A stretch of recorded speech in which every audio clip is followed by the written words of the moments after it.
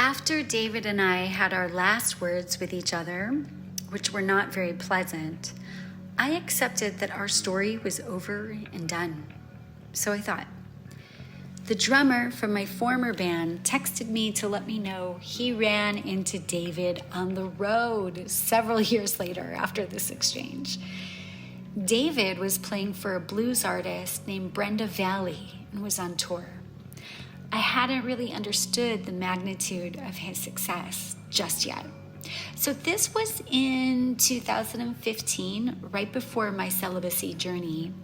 And I was dating a man named Tony, who was a bass player, of course. And Tony and I, we saw each other for about 6 months before I decided to take a break from dating. When it didn't work out with Tony, I had to take an honest look at myself and just work on myself. So shortly after my conversation with the drummer from my former band, I went to Tony's house for the first time. On his nightstand in his bedroom, there was a flyer for Brenda Valley. Of course there was. I got a laugh out of that. And I explained to Tony that my ex-boyfriend was the bass player in that band, to which he looked at me and said, "Wow, I would love that gig." I think Tony was impressed. So Tony and I, we didn't last very long, but we did have a couple of very fun adventures. We ended up in a New York Times article once, very randomly while we were out on a date. There was a photo of us laughing at the bar that made the paper, and it was nice to finally connect to a man without having David in the back of my mind. At this point, I hadn't seen or heard from David in almost 9 years, so I just really wasn't thinking about him. I think he was still there, very buried deep down in my subconscious, but he didn't have a front row seat like he had in previous years. David must have had a sixth sense that I moved on and that I was enjoying myself, because one day I opened up my Facebook messages and there he was in my inbox, and this message said, "So, I'm on the road, and who do I happen to see in the New York Times? These are crazy times, but it did bring a smile to my face. I hope you're well."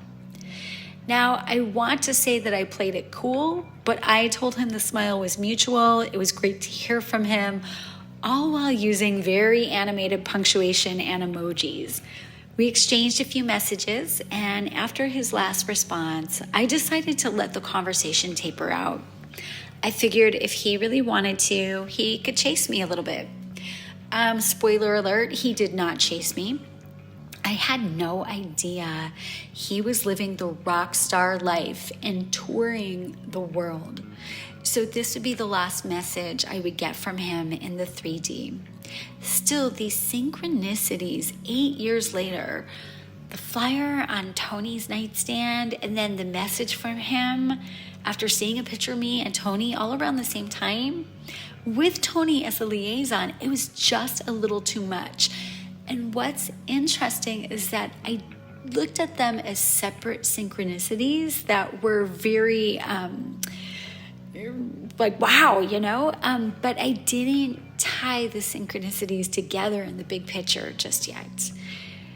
What I didn't know was that at this point, David had a very epic, fun, chaotic, challenging, and strange life to live, with a lot of highs and a lot of lows, as did I.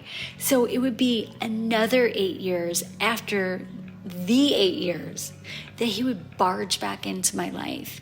But the next time, it would be in 5D. And at this point, I had no idea what 5D was, but David was sure about to show me.